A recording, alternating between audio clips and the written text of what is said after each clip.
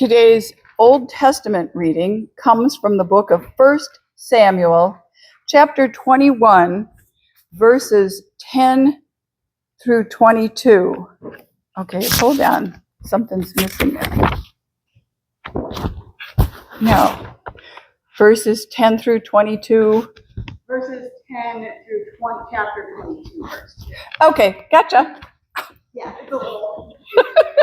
I think I knew that, but when I saw it written that way, I was like, wait. Okay, so anyway, we are reading David at Gath. That day, David fled from Saul and went to Achish, king of Gath. But the servants of Achish said to him, "Isn't this David, the king of the land? Isn't he the one they sing about in their dances? Saul has slain thousands, and David his tens of thousands." David took these words to heart and was very much afraid of Achish, king of Gath. So he pretended to be insane in their presence. And while he was in their hands, he acted like a madman, making marks on the doors of the gate and letting saliva run down his beard. Achish said to his servants, "Look at the man. He is insane. Why bring him to me? Am I so short of madmen that you have to bring this fellow here to carry on like this in front of me? Must this man come into my house?" David left Gath and escaped to the Cave of Adullam. When his brothers and his father's household heard about it, they went down to him there. All those who were in distress or in debt or discontented gathered around him, and he became their leader. About 400 men were with him. The word of God for the people of God.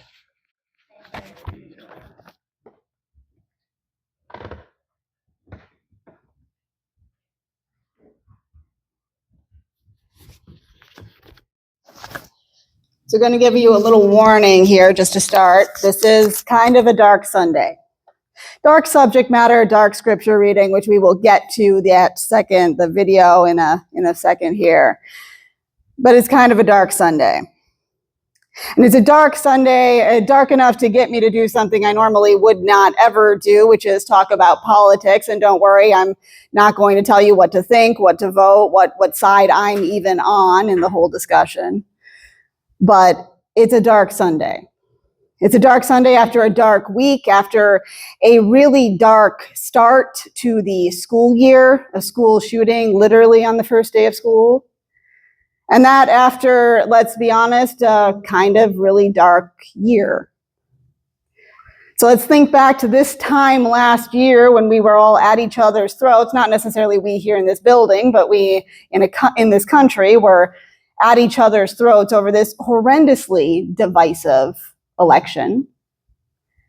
We had a coup in the process of that against the sitting president. It was silent and nonviolent, but that's what it was. And then we ended up with a whole election cycle that was just this exhausting 3 months of bad political strategies and preschool playground level name calling. Also, there were 2 assassination attempts. Do we even remember that? Have we even really processed the fact that that happened? And then after all of that was decided, after the votes were cast and tallied, after that came the tantrums. And I mean literal tantrums. Grown adults voluntarily and intentionally filming themselves, having actual screaming fits over the election. And then choosing to post those videos on the internet for everyone to see.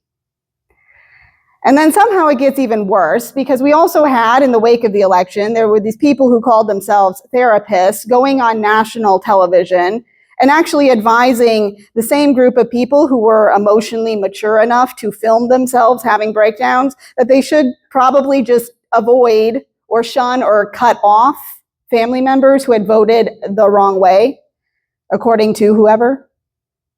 And do this over the holidays too, because remember, we're in November 2024 here.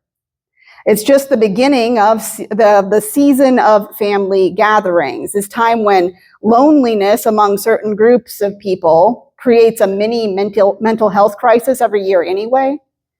So yeah, now is a great time to tell a whole host of people who have already been taught through various media outlets to exist in a state of panic over the results of a political election. Yeah, now is a great time to tell that group of people to cut off their families over the holidays. That is going to turn out fantastic, right? And it did. It turned out great because this whole last year has been, honestly, this whole last year has been exactly what you would expect a year that started out with that kind of advice to be. It's been a year of people insulating themselves from anyone who might be willing to express a remotely different opinion. It's a year of deeper and deeper polarization, demonization, rising violent rhetoric, and the horrifying thing about that is the violent rhetoric that has been on the rise is actual literal calls for physical violence against those with whom you disagree. So several months ago, a man named Luigi Mangione propelled himself to the status of folk hero outlaw by literally murdering a man in the streets. But that man was the CEO of a health insurance company, so instant folk hero outlaw status. Because that's where we are in this country right now.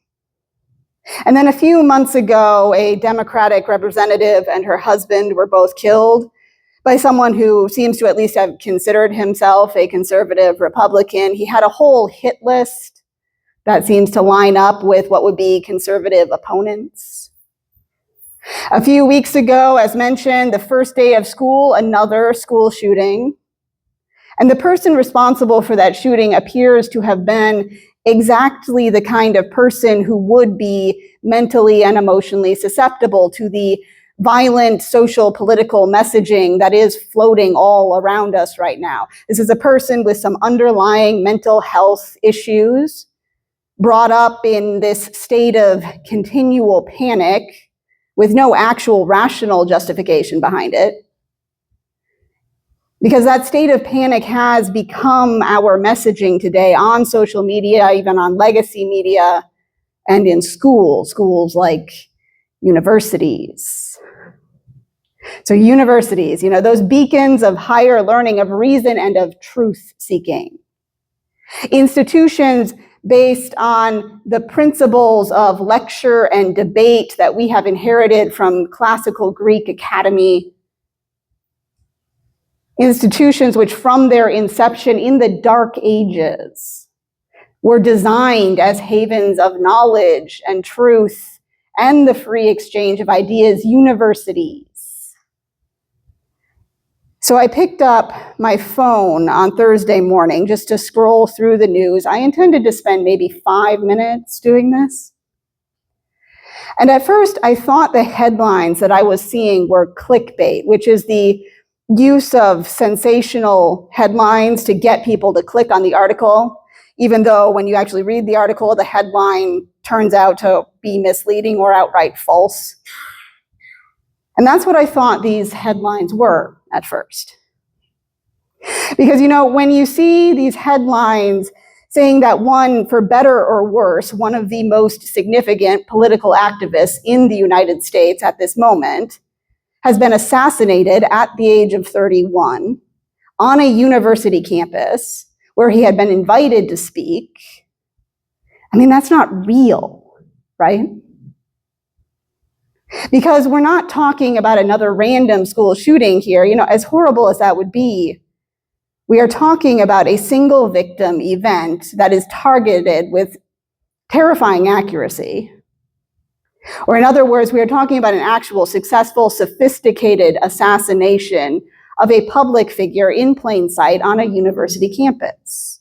And that's not real, right? Not in this country.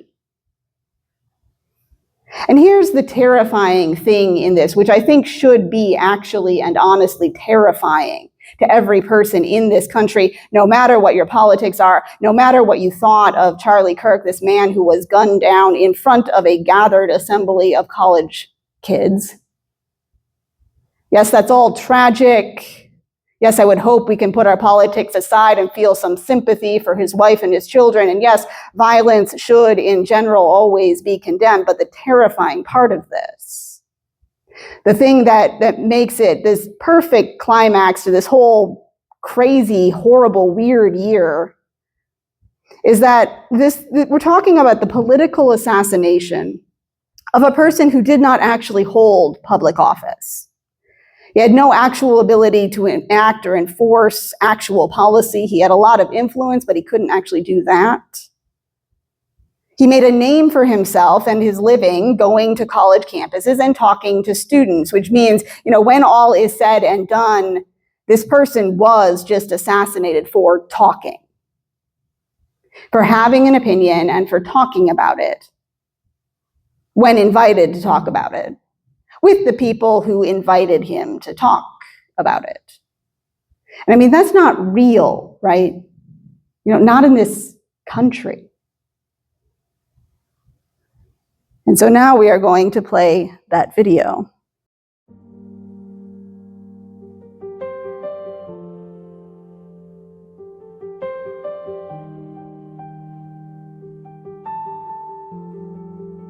The fool says in his heart,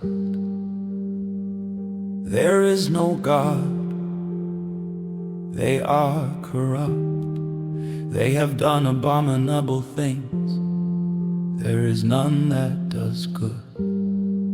The Lord looked down from heaven upon the children of men to see if there were any that did understand and seek God. They are all gone aside. They are all together become corrupt. There is none that does good, no, not one. Have all the workers of iniquity no knowledge, who eat up my people as they eat bread and call not upon the Lord? They were in great fear, for God is in the generation of the righteous. Ye have shamed the counsel of the poor, because the Lord is his refuge. Oh, that the salvation of Israel would come out of Zion, when the Lord brings back the captives of his people. Jacob shall rejoice, and Israel be glad.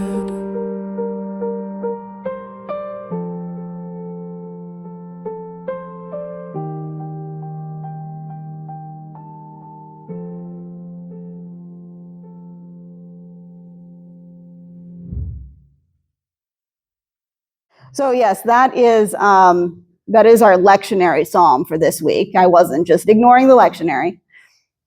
It's Psalm 14 by David. The words are up there on the screen. And so I've kind of been obsessed with the Psalms over the last few months. And it's because I've been making these videos. Like a lot of people, I'm playing around with AI stuff. The video is AI. And I'm actually going to talk more about that next week. I was going to talk about it this week, but then we had a political assassination on Wednesday. Anyway, so this is our lectionary psalm for the week. And I've been obsessed with the Psalms recently. I've been wanting to talk more specifically about them, and there was just something about this week as I was putting the plan for this Sunday together. I had a whole other bulletin based on the other lectionary readings, the ones that I normally talk about, the gospel, etc. I had a sermon title and an idea for what I would even say about that gospel story. And there was just something about this week, something saying that today's the day we start talking about the Psalms. We start with this very depressing psalm. So I wrote the bulletin. I came up with a whole new idea, featuring King David, basically going through his whole life story, which I think is needed. The context is needed to understand this psalm. And then we had a political assassination on Wednesday. An assassination, moreover, that is this punctuation mark on the ridiculous year in, moreover, what is going on half a decade now of ridiculous years. So the fool says in his heart, David tells us, the fool says in his heart, there is no God. They are corrupt. They have done abominable things. There is none that does good. So the Lord looked down from heaven upon the children of men to see if there were any that did understand and seek God. And I've had something running through my head since Thursday when I woke up and saw those headlines. Just the latest in a long string of unbelievable, crazy headlines. And I had a lot of mixed up thoughts in my head, but I had one line in particular. It's speak to me in my cave of Adullam. It's part of a song by an artist named Sarah Groves, the very first CD I ever owned, actually, way back in middle school, Conversations by Sarah Groves. And in there's this song called the Cave of Adullam. So speak to me in my cave of Adullam. Reach to me, no one cares for my soul. I thought I saw your kingdom, but it's not going to happen like I thought it would happen. That song is a reference to the Old Testament story that we read today. You see, twice in his life, David, the greatest king in Israelite history, David was forced into exile twice. Once when he was a young man before he was king, once when he was an old man after he was king, and these are formative events for him. They are undeniably the lowest points in David's life, especially the second one. But we're talking about the first one today, I guess. And in so many of the Psalms that are attributed to David, there is this darkness. The Lord looked down from heaven upon the children of men. They have all gone aside. They have together become corrupt. There is none that does good. No, not one. And in his most famous Psalm, number 23, which I think we all know, David references this valley of the shadow of death, right? And I think that idea is actually lurking over many of his Psalms. It's just not stated in explicit words. And I think it has a lot to do with how twice in his life David is forced into exile. The first time, as we read about, he's running from King Saul, the king who wants to kill him for no rational reason except that he's in the middle of his own mental health crisis. And with nothing left, forced from his home by a madman, David ends up in this cave above this place called Adullam, and it's actually a last stop for him. He tries going to several other safe places first. And there are two Psalms attributed to David's time in Adullam. One reads that when my spirit was overwhelmed within me, then you knew my path. In the way in which I walk, they have secretly set a snare for me. Look on my right hand and see, for there is no one who acknowledges me. Refuge has failed me. No one cares for my soul. Or speak to me in my cave of Adullam. Reach to me, no one cares for my soul. So I actually did nothing on Thursday. And I mean, I actually did nothing. I think I tried to watch some TV. I don't remember what I watched. And it wasn't, the tragedy of just one more death in this world of death. And it wasn't that I agreed with Charlie Kirk on most things. It was the reason that this happened.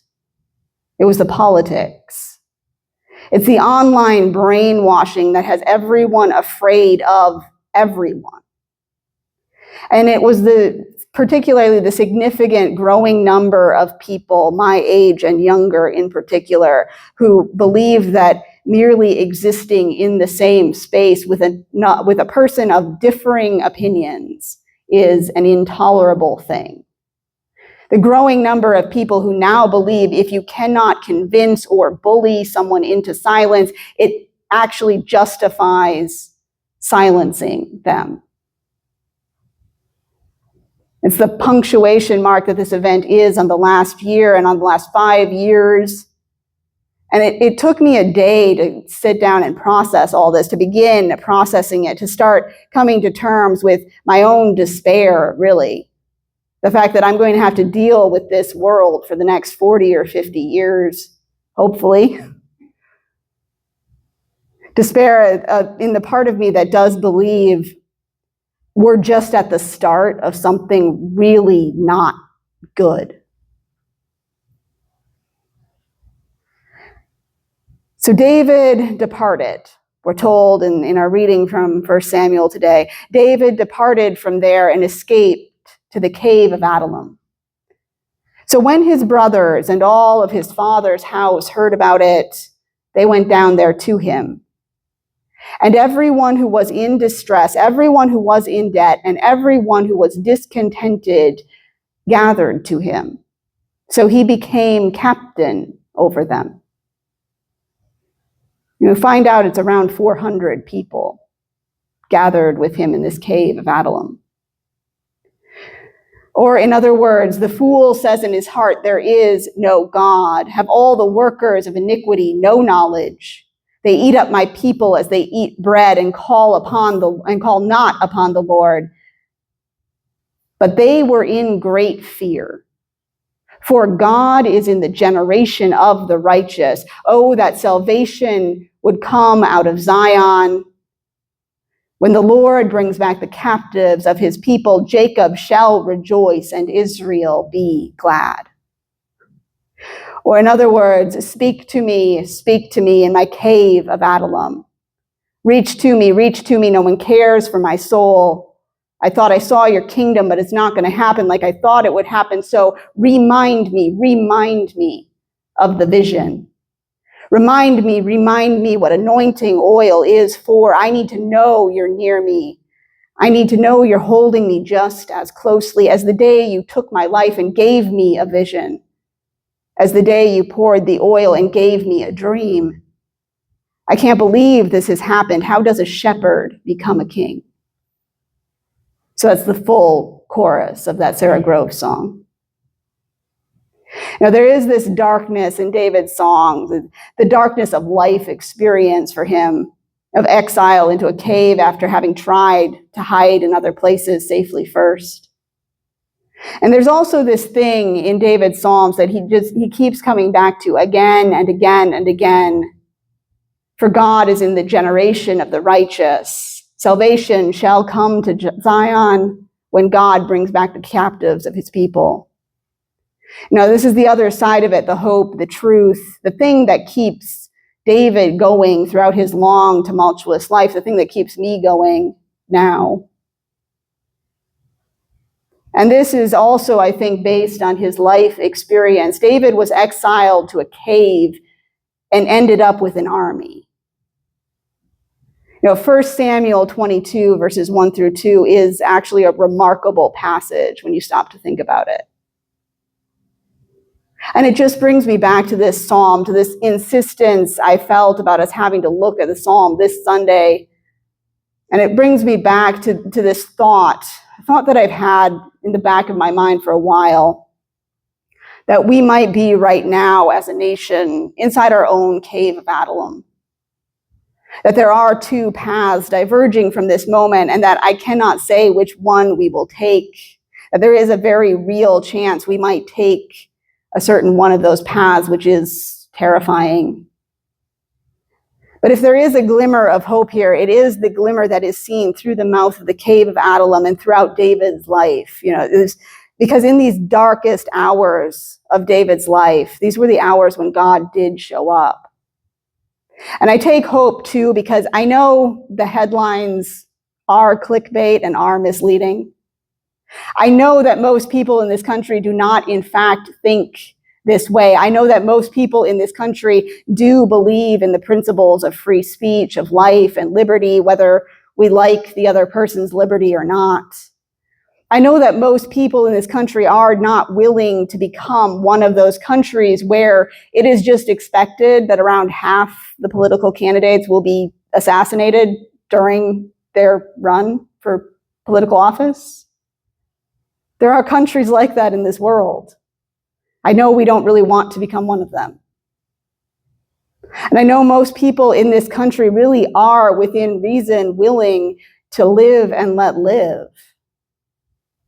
And so maybe if the majority of people in this country just stop being silent, maybe if the majority of us who really don't care that much how our neighbor voted as long as he is a decent neighbor, maybe if enough of us just start telling the vocal minority the truth, that enough is enough, we're done with this, you're being ridiculous.